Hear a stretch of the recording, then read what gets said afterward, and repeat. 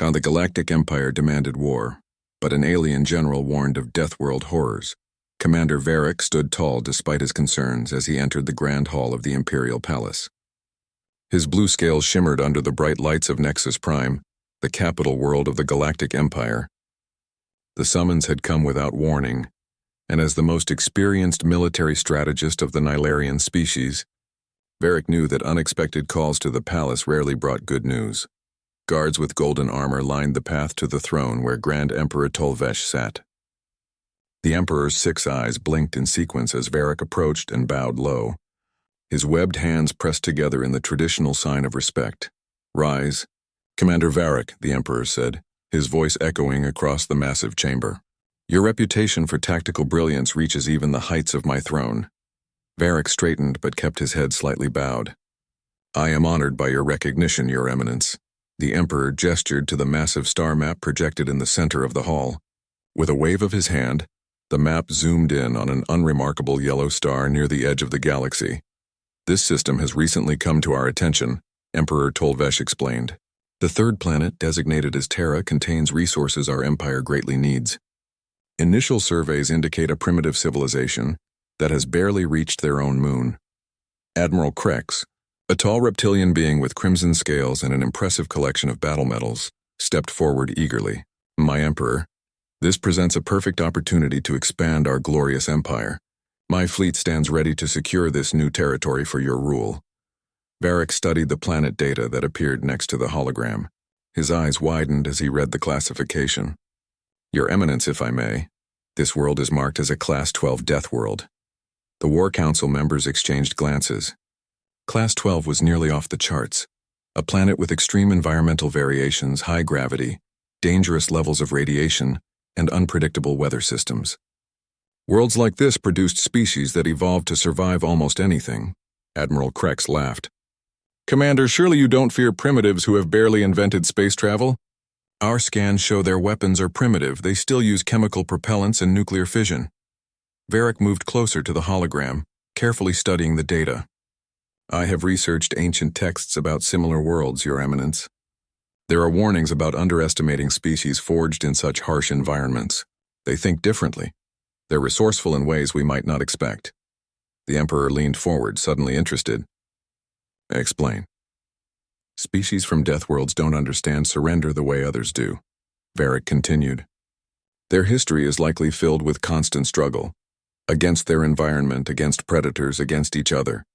They would have evolved not just physically but mentally to overcome overwhelming odds." War Minister Dolthan, an elderly being with translucent skin that revealed his 3 hearts, scoffed. "Poetic, Commander, but ultimately meaningless. Our technology is thousands of years beyond theirs. Their primitive weapons cannot penetrate our shields." Varric felt frustration building but maintained his calm exterior.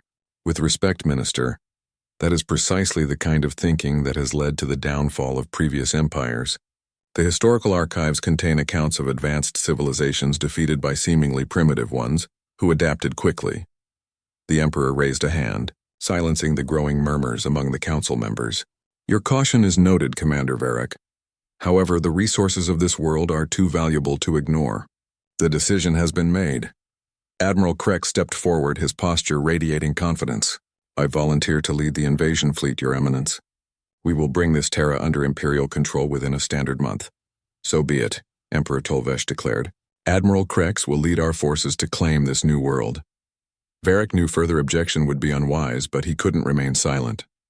"Your Eminence, if this mission is to proceed, I request permission to study the planet more thoroughly before military action begins. A proper assessment could save Imperial lives and resources." The Emperor considered this for a moment. "A reasonable request. Commander Varric, you will join the expedition as tactical advisor. Your knowledge may prove useful, though the mission proceeds as planned." Varric bowed again, hiding his concern. "As you command, Your Eminence." After the meeting, Varric hurried to the Imperial Library. If he couldn't prevent this invasion, he could at least prepare for what they might face. The library's central computer terminal glowed as he entered his security. "Clearance, display all information on Class 12 death worlds and their indigenous species," he commanded. The screen filled with historical accounts that made his hearts race faster. Reports of invading forces decimated by unexpected tactics. stories of adaptability that defied explanation, and most concerning of all, legends of a particularly dangerous death-world species that had been quarantined by ancient civilizations that preceded even the Empire. As he read, Lieutenant Dara, his most trusted officer, entered the library. Her purple scales had dulled with age, but her mind remained sharp. "Commander, the fleet prepares to depart in 3 cycles," she reported. "Admiral Krex has ordered minimal reconnaissance before the main assault." Varric looked up from the terminal, his expression grim. Minimal reconnaissance against an unknown death-world species. The Admiral's ambition blinds him to the danger. "The crew shares your concerns," Dara said quietly. "Many have heard the old stories." Varric downloaded the information to his personal device. "We must prepare contingencies, Dara. If even half of these accounts are true, we face a species unlike any the Empire has encountered before." As they exited the library, a junior communication officer rushed toward them, breathing heavily. "Commander, we've detected something unusual," the officer reported. "The surveillance probes we sent to Terra, the humans have found one. They didn't destroy it. They're studying it." Varric felt his scales tighten against his body, a Nihilarian expression of deep concern. "They detected our most advanced stealth technology?" "Yes, sir. And there's more. We intercepted transmissions from their planet. Listen." The officer played a recording of human voices speaking calmly about the discovery. "Definitely extraterrestrial in origin. Alert all defense networks. Initiate Protocol Sentinel. We've prepared for this day." "They've been expecting contact," Varric whispered. "Not hoping for it, preparing for it." As the massive Imperial warships prepared for departure, Varric stood at the observation deck watching the stars. The Empire had conquered hundreds of worlds, brought thousands of species under its rule. But never a Class 12 death world. The Empire demands war, he said to himself. But they don't understand what awaits us there. In the darkness of space, the Imperial fleet assembled, 50 massive warships, each capable of destroying continents. They would arrive at Terra in 20 days, expecting an easy victory against primitives. But as Varric watched the stars, he couldn't shake the feeling that they were making a terrible mistake, one that might threaten not just the mission, but the Empire itself. On Earth, scientists gathered around the alien probe they had captured, already reverse engineering its technology, already preparing their defenses. They had always known they weren't alone in the universe, and they had always known that when first contact came it might not be peaceful. They were ready. The Galactic Empire demanded war, but an alien general warned of Deathworld horrors. The Imperial Armada emerged from hyperspace at the edge of the Sol system in perfect formation. 50 warships, their hulls gleaming under the distant sun, arranged in the traditional spear formation that had broken the will of hundreds of civilizations before. Commander Varric stood on the bridge of the flagship the Indomitable, watching the view screens as they displayed the target system. His eyes were drawn to the blue planet, the third from the star, Earth. Even from this distance, he could see, swirling white clouds over deep oceans and green continents, a beautiful world, despite its deadly classification. "Standard intimidation approach," Admiral Krex announced, his voice filled with confidence. "Position the fleet to block their view of their sun. Let them see our power, and tremble." Varric stepped forward. "Admiral, I would advise caution. Perhaps we should—" "Your advice has been noted, Commander," Krex interrupted, not bothering to look at Varric. "But I command this fleet. The Emperor expects results, not hesitation." Lieutenant Dara approached. Varric quietly as the fleet began its advance into the system. "Commander, I've been monitoring the Terran communications since we arrived. Something is odd." "Odd how?" Varric asked, following her to her station. "They've already detected us, sir, the moment we exited hyperspace." She displayed the intercepted signals on her screen. "But there's no panic in their transmissions, no fear. Their military forces are mobilizing, but their civilian populations are being informed with remarkable calm." Varric felt his scales tighten against his skin. "Play me some of their broadcasts." The screen switched to show a human news presenter speaking. "The long-anticipated first contact with extraterrestrial life has been confirmed." The Defense Coalition assures citizens that contingency plans established decades ago are now being implemented. All citizens are advised to remain calm and follow your region's first contact protocol. First contact protocol? Varric repeated. They prepared for this. Admiral Krex's voice boomed across the bridge. All ships in position. Prepare the demonstration strike. Varric turned sharply. Demonstration strike? This wasn't in the mission briefing. Krex's mouth twisted into what his species considered a smile. A slight adjustment to the plan. We'll destroy their moon base, show them our power without causing planetary damage. They'll surrender immediately. Admiral, Varric protested. These beings evolved on a death world. They don't think like other species. Demonstrations of force may not— Enough! Krex slammed his fist on the command console. The decision is made. Target their lunar installation and fire when ready. Varric watched helplessly as the massive energy cannons of the fleet charged, glowing with ominous blue light. The view screen showed the small human base on the moon's surface, a collection of domes and antennas that looked primitive compared to Imperial technology. The weapons fired. Beams of energy streaked across space toward the moon. But something unexpected happened. Seconds before impact, a shimmering field appeared around the lunar base, deflecting the energy beams into space. Alarms blared across the bridge. Impossible, Krex roared. They have shield technology. Before anyone could respond, the sensor officer shouted, multiple launches detected from Earth and orbital platforms, incoming vessels, hundreds of them. The view screens filled with images of small, agile ships rising from Earth's atmosphere and emerging from hidden bases around the planet's natural satellite. They were smaller than Imperial vessels, but moved with incredible speed and precision. They were ready for us, Varric whispered. The human ships didn't follow expected attack patterns. Instead of forming defensive lines, they scattered, approaching the Imperial fleet from multiple angles simultaneously. Their tactics seemed chaotic at first until Varric realized they were targeting specific vulnerabilities in Imperial shield configurations, vulnerabilities they shouldn't have known existed. Evasive maneuvers, Krex ordered, but it was too late. The first wave of human weapons struck the Imperial ships. They weren't the primitive nuclear missiles the intelligence reports had indicated. These weapons bypassed the outer shields through micro-jumps in space, reappearing inside the defensive perimeter. Explosions rippled across 3 Imperial cruisers. How do they know our shield frequencies? Dara asked in disbelief. Varric's mind raced. The probe. They captured our probe and studied it. The battle deteriorated quickly for the Imperial forces. The human vessels were piloted with reckless courage, diving between Imperial ships, forcing them to hold fire to avoid hitting their own. Their weapons were precisely designed to target Imperial weaknesses: engines, sensor arrays, weapon ports. The Glorious and the Unyielding are reporting critical damage, the communications officer reported, his voice shaking. The Eternal Flame has lost all propulsion and weapons. Admiral Krex's confident demeanor had vanished. This is impossible.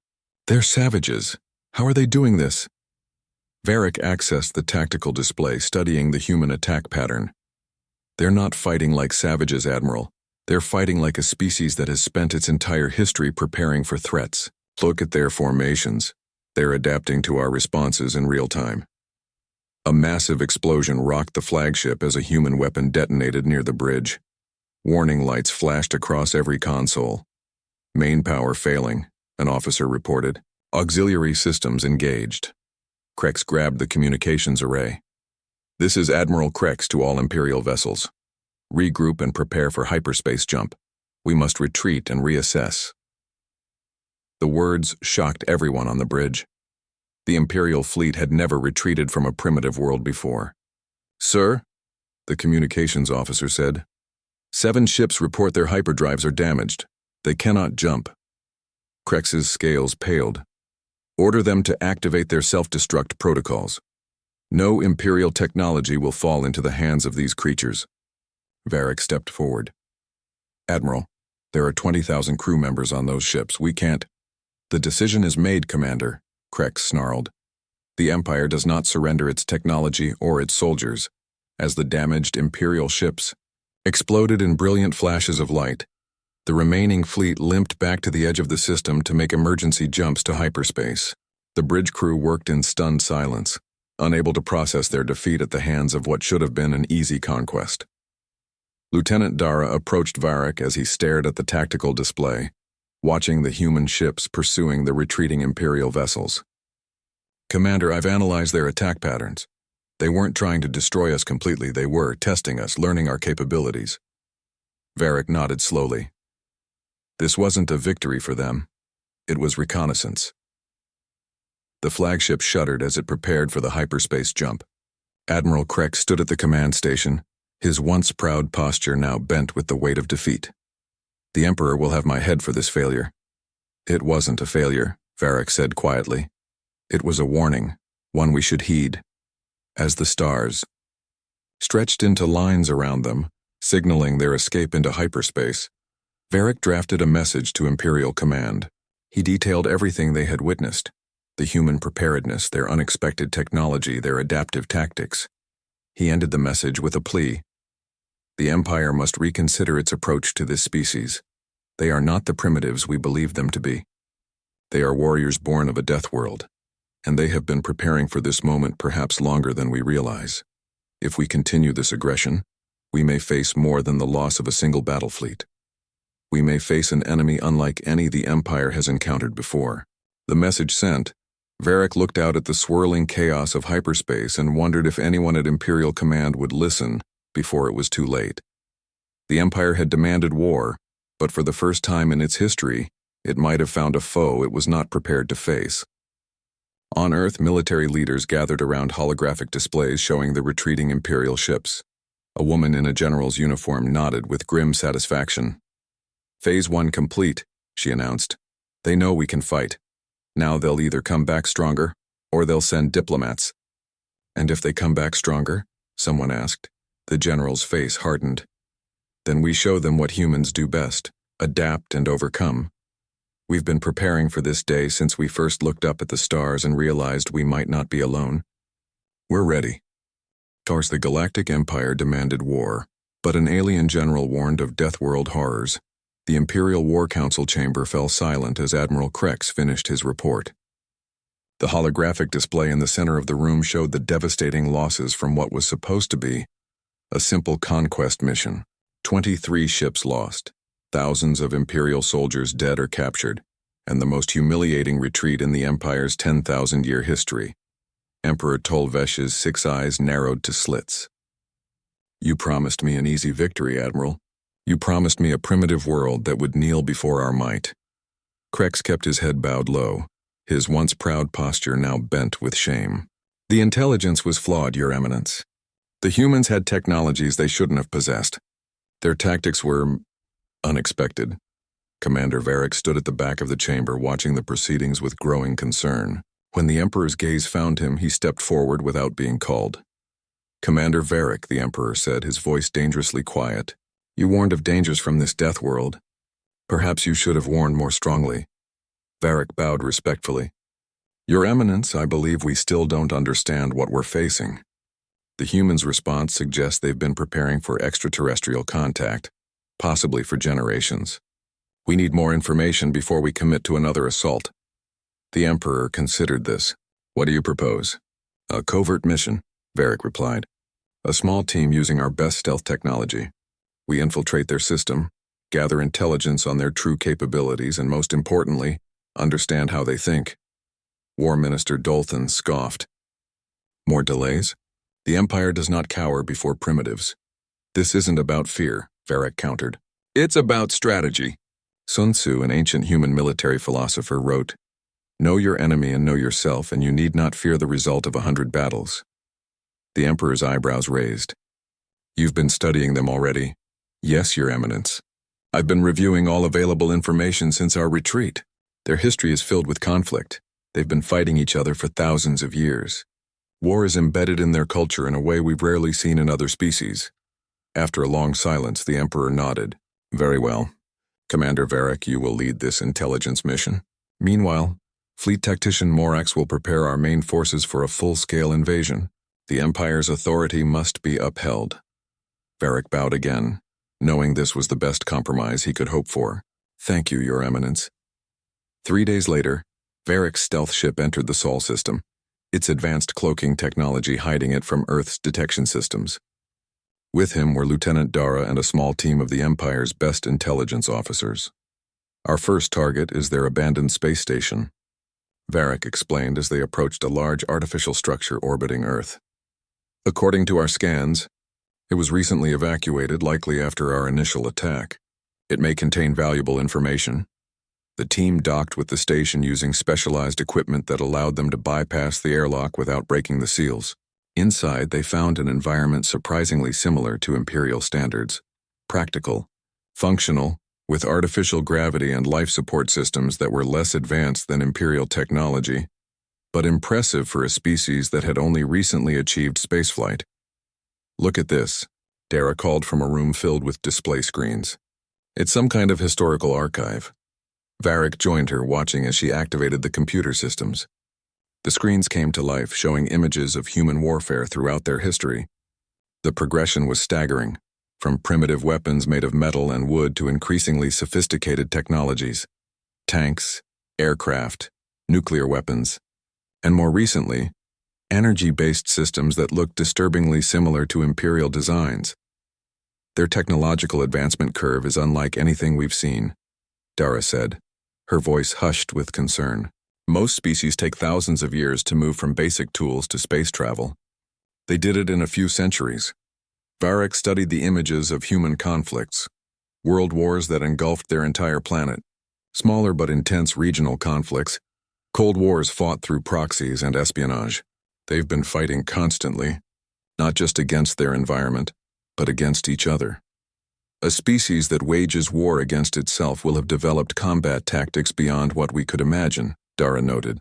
They've had thousands of different battlefields, strategies, and weapons to refine their approach. As they continued exploring the station, Varric found something unexpected: a secure room containing what appeared to be alien artifacts. Not human technology, but objects from other civilizations. They've had contact before, he realized with shock. These aren't from our empire, but they're definitely not of Earth origin either. Before they could investigate further, their ship's AI sent an urgent alert. Imperial battle fleet entering Sol system. Massive deployment in progress. Varric rushed back to their vessel's communication array. "This isn't possible." "We were given time for reconnaissance." The message from Imperial Command was brief. "Reconnaissance mission terminated. Fleet Tactician Morax has implemented protocol dominance with Emperor's approval. All Imperial forces will target human population centers to force immediate surrender." "They're going to attack civilian targets," Dara said, horror evident in her voice. "That's the worst possible approach against a Deathworld species." Varric's mind raced. "We have to warn them. Morax doesn't understand what he's doing." As they watched from their hidden position, the massive Imperial reinforcement fleet emerged from hyperspace. 200 warships, including 3 planet killers, the most destructive weapons in the Imperial arsenal. Almost immediately, the humans responded. Their ships, which had been dispersed throughout their system, converged with remarkable speed. But their tactics had changed. Instead of engaging directly, they held position, forming a defensive sphere around Earth. Fleet Tactician Morax's voice boomed across all Imperial channels.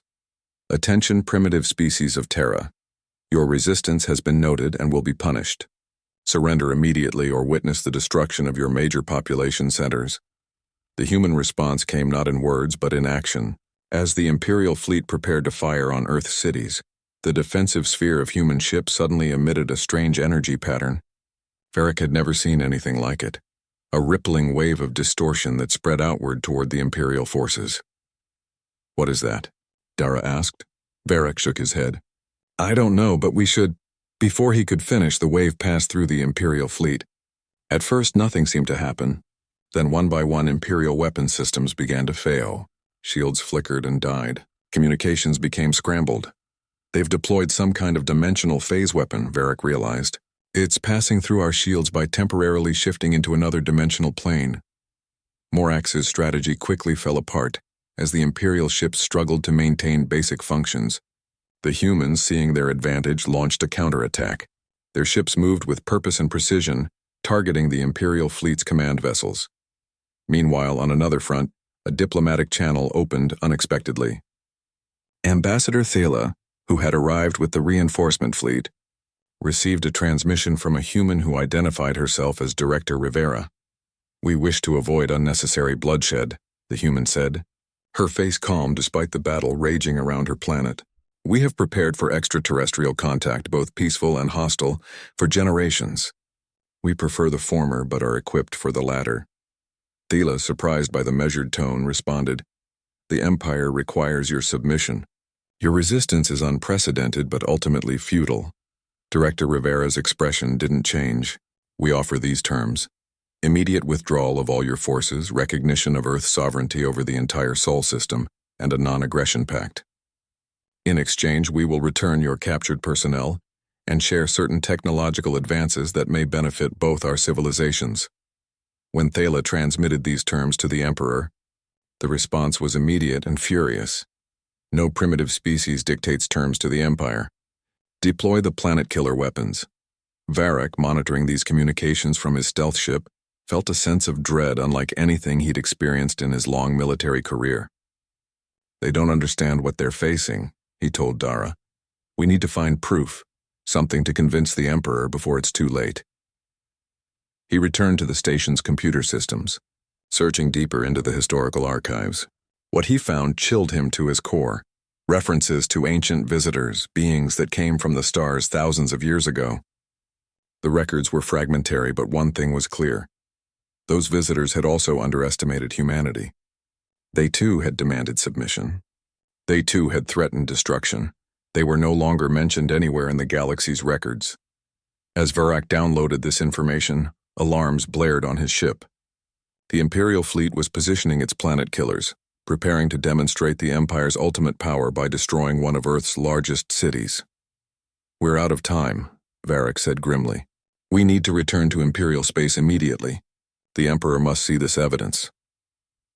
As their stealth ship disengaged from the station and prepared for emergency hyperspace jump, Varric looked back at the blue planet, now surrounded by the chaos of battle.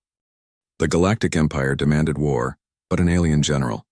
Warned of Deathworld horrors, the Imperial flagship Inevitable Dominance hummed with tension as fleet tactician Morax watched the planet-killer weapons charge. The massive cannons capable of cracking a planet's crust glowed with ominous energy. Earth hung in the view screen, blue and vulnerable.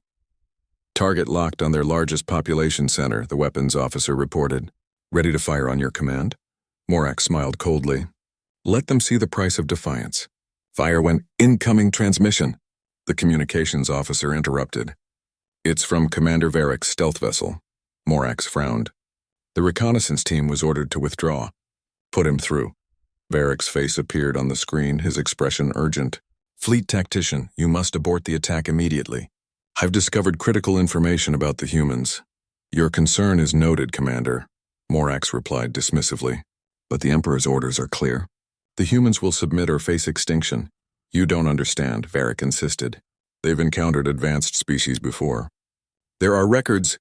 The transmission abruptly cut off as alarms blared throughout the flagship. The tactical display showed a new development that should have been impossible. The human defense network, which had appeared to be a scattered formation of ships, suddenly transformed. What had seemed like separate vessels linked together, forming an energy web that surrounded their planet. "What are they doing?" Morax demanded. Before anyone could answer, space itself seemed to distort around the Imperial fleet. The stars blurred and a strange pressure built in the air. "Energy buildup detected," the sensor officer reported, panic in his voice. "It's like nothing I've ever seen. Some kind of gravitational manipulation on a massive scale." Morax stared in disbelief as the humans' true technological capabilities revealed themselves. The defensive network around Earth was generating a field that somehow warped the fabric of space.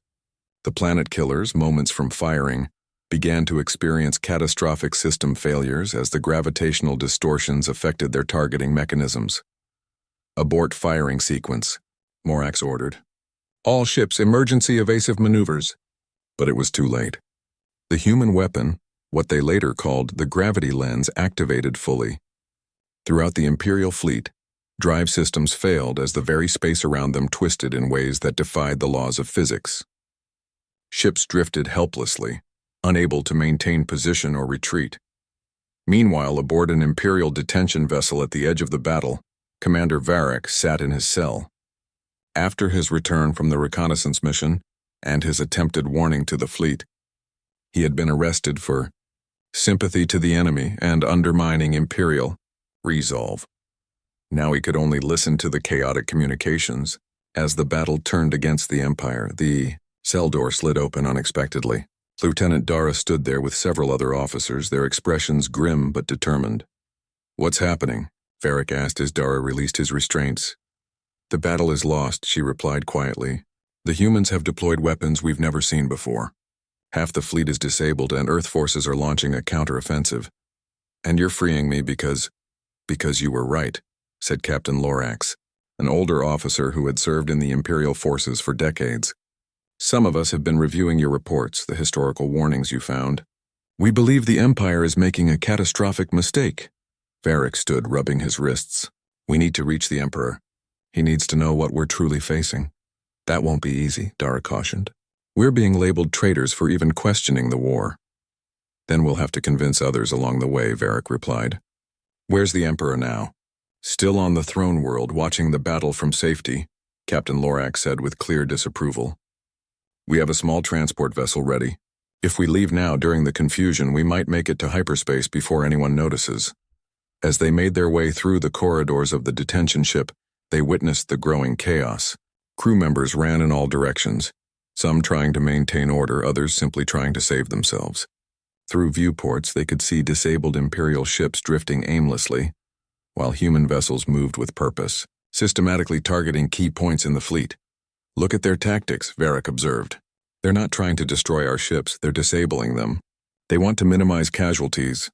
"That's mercy," Dara noted, "something the Empire rarely shows." They reached the hangar bay and boarded a small transport. As they prepared for launch, the detention ship shuddered violently. "They've targeted the engines," Captain Lorax reported, checking the sensors. "Smart. Disable rather than destroy." The transport launched, slipping away from the crippled detention vessel. All around them, the Imperial fleet was in disarray. The mighty warships that had conquered countless worlds now floated helplessly, their advanced technology rendered useless by the humans' unexpected capabilities. "Setting course for hyperspace," Dara announced. "If we're lucky, we can reach the throne world in 3 days." As they accelerated away from the battle, Varric watched the tactical display with growing concern. "The humans are pushing beyond Earth's orbit. They're preparing to pursue." "Pursue?" Captain Lorax looked up in surprise. "They can't possibly intend to attack the Empire itself." "Why not?" Varric asked quietly. "We threaten their homeworld, their families. For a Deathworld species, that demands a response." The transport jumped to hyperspace, leaving behind the devastation of what would later be called the Battle of Sol. But even as they fled, long-range sensors detected human ships preparing for their own hyperspace jumps, following the retreating Imperial forces. 3 days later, they arrived at the throne world, the gleaming jewel of the Empire, but they found not confidence and strength but growing panic. News of the defeat had preceded them, spreading fear throughout the Imperial capital. They fought their way through layers of security and bureaucracy, finally gaining an audience with the Emperor only because of Captain Lorax's high-level access codes. The Imperial throne room, usually filled with courtiers and advisors, was nearly empty. Those who remained looked shell-shocked. Emperor Tolvesh sat on his throne, his normally commanding presence diminished by worry. "Commander Varric," he said as they entered, "I'm told you claim to have critical information about these humans." Varric bowed quickly, then approached with the data he had gathered. "Your Eminence, the humans are not what we thought they were. They have encountered advanced species before us. There are records." "Records of what?" the Emperor demanded. "Speak plainly." "Of an ancient civilization that preceded even our empire," Varric explained. "A civilization that visited Earth thousands of years ago and was never heard from again. The texts I found in their archives suggest this wasn't the first time someone made the mistake of threatening a death world." He projected images from the human historical archives, ancient drawings depicting beings from the stars, and later, more modern accounts of unexplained technologies found buried in the Earth. The humans didn't develop their advanced technology entirely on their own. Varrock continued. They studied and adapted from previous visitors. They've been preparing for extraterrestrial contact, hostile or otherwise, for generations. The Emperor's expression darkened. You believe they destroyed this ancient civilization? I believe they defended themselves just as they're defending themselves now, Varrock replied. And I believe they're capable of bringing this war to our doorstep. As if to confirm his warning, an aide rushed into the throne room. Your Eminence! Our outer system defenses have detected multiple hyperspace signatures approaching. They're human ships. Dozens of them. They've followed our retreat path directly to the throne world. The Emperor stood, his 6 eyes wide with disbelief. Impossible. No species has ever dared to attack the Imperial capital. No species has ever evolved on a Class 12 death world and been provoked by a direct threat to their planet, Varrock countered. Your Eminence, we must open diplomatic channels immediately. These humans aren't primitives to be conquered, they're survivors. Warriors born from the harshest conditions imaginable. For a long moment, the Emperor stood silent, the weight of the situation visibly pressing on him. Then slowly he nodded. Prepare for evacuation and open a channel to the human fleet. Perhaps it is not too late to prevent the fall of an empire that has stood for 10,000 years.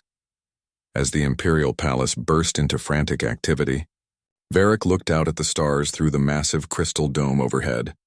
Somewhere out there, a fleet of ships from a distant death world was approaching. A species pushed too far, threatened in their own home, now bringing the consequences of that threat back to those who had made it. The Empire demanded war, he whispered to himself, and now war has come to us. The first human ships emerged from hyperspace just beyond the throne world's moon, their weapons powered but not yet firing, waiting, perhaps, for the Empire's response. The final confrontation was about to begin, and the fate of the 10,000-year empire hung in the balance. The Galactic Empire demanded war, but an alien general warned of Deathworld horrors. The Imperial Palace shimmered like a jewel against the backdrop of the throne world's purple skies. For 10,000 years it had stood as the unassailable center of galactic power. Now evacuation ships streamed from its landing platforms as officials and nobles fled the approaching human fleet. Emperor Tolvesh stood in the grand observation dome, watching his once mighty capital descend into panic. The human ships had taken position around the planet but had not yet opened fire, a restraint that surprised him. They're waiting, Commander Varrock observed, standing at a respectful distance from his emperor. They could have begun bombardment immediately, but they're giving us time. Time for what? The emperor asked, his voice hollow. To surrender? The Empire does not surrender. Perhaps time to understand, Varrock suggested. Your Eminence, I believe they want to speak with you. The communications officer approached nervously. The human flagship is hailing us, Your Eminence. Their commander wishes to establish direct contact. After a moment of hesitation, the Emperor nodded. Put them through. The holographic display activated, showing a human woman in a simple but elegant uniform. Her dark skin contrasted with the silver insignia on her shoulders, and her posture radiated calm authority. I am Fleet Commander Ortega of Earth's United Defense Force, she said, her voice steady. I speak directly to Emperor Tolvesh of the Galactic Empire. The Emperor drew himself up to his full height. You have committed an act of war by approaching our throne world. Your audacity is, with respect. Emperor, Ortega interrupted, you committed the first act of war when you sent a fleet to conquer our homeworld. We are merely responding in kind. Varrock stepped forward. Commander Ortega, I am Varrock of the Narratians. We've recovered information from your historical archives, suggesting you've encountered advanced civilizations before. Is this true? Ortega's expression remained measured. Yes, Commander Varrock. Earth has been visited many times throughout our history. Some came as explorers, some as potential conquerors. We learned from each encounter. And what happened to those who came as conquerors? The Emperor asked, a new wariness in his voice. That depends on what records you're referring to, Ortega replied. If you mean the precursor civilization that visited Earth approximately 12,000 years ago, they eventually recognized us as equals and established peaceful relations. They're gone now, victims of their own internal conflicts, not our actions. Varrock exchanged glances with the Emperor. This wasn't what they had expected. What is it you want? The Emperor finally asked. You've demonstrated your military capability. You could destroy our capital if you wished. Why this conversation? Ortega's image was replaced by a view of Earth, blue and beautiful. This is our home, Emperor Tolvesh. A harsh world that forged humanity through millions of years of evolution against predators, natural disasters, and extreme environments. We've fought countless wars among ourselves, developed weapons that nearly destroyed our civilization, and yet we survived. We learned, we grew. The image shifted to show human cities, gleaming metropolises alongside preserved natural landscapes. We don't want to destroy your empire. We want to change it. The Emperor's 6 eyes narrowed. Change it? You presume much. We presume only what we've learned from those who came before you. Ortega continued. The precursors told us of a time when galactic civilizations existed in balance, not through conquest and subjugation, but through cooperation and mutual respect. While this exchange continued, Ambassador Thela had been working frantically behind the scenes. She now approached the Emperor with a data tablet. Your Eminence, she whispered, our archivists have found references to these precursors in our oldest historical texts. They were indeed the dominant galactic power before the rise of our empire. The Emperor took the tablet, scanning the information with growing concern. These texts suggest the precursors entrusted humanity with some kind of guardianship. Varric moved to see the tablet. The caretakers, he read aloud. Species designated as protectors of certain cosmic principles or regions, selected based on proven resilience and ethical development. He looked up at the hologram of Commander Ortega. Your people were chosen as galactic guardians? Ortega nodded solemnly. After proving ourselves through multiple tests, some deliberate, some accidental, our Death World origins gave us strength, but our ability to overcome our own violent tendencies without losing our capacity for self-defense is what truly impressed them. The Emperor sank slowly onto his throne, the weight of 10,000 years of imperial history suddenly heavy on his shoulders. And now you come to... What, overthrow us? Replace the empire with your own rule? No, Ortega replied. We come to offer a choice.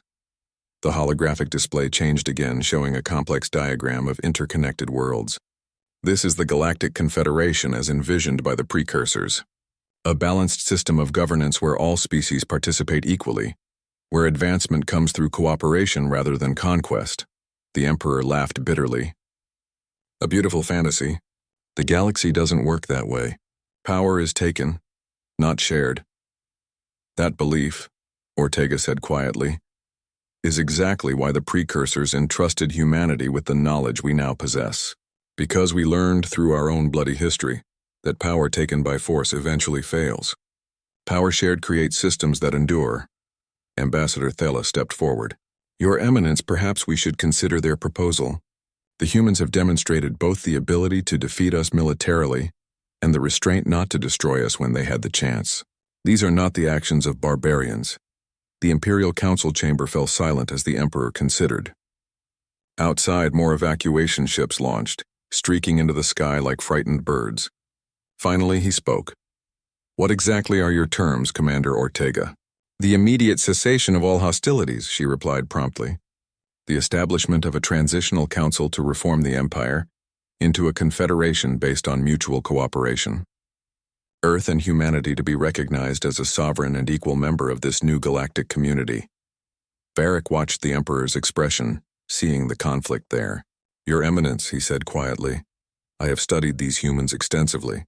They could have destroyed our fleet entirely, but they chose to disable rather than annihilate. They could be bombing our world right now, but instead they offered terms. This is not weakness, it's a different kind of strength. Hours of tense negotiation followed. The Imperial High Command argued vehemently against any concessions, while Ambassador Thela and her diplomatic corps advocated for peaceful resolution. Outside, the human fleet maintained its position, neither advancing nor retreating. Finally, as the throne world's twin suns began to set, a decision was reached. The Emperor rose from his throne, his expression solemn but resolved. Commander Ortega, he announced, the Galactic Empire will cease all military actions against Earth and its colonies. We accept your proposal for a transitional council to discuss the formation of a Galactic Confederation. Ortega's face showed the first hint of emotion, relief, perhaps even hope. A wise decision, Emperor Tolvesh. Our representatives will arrive shortly to begin the process.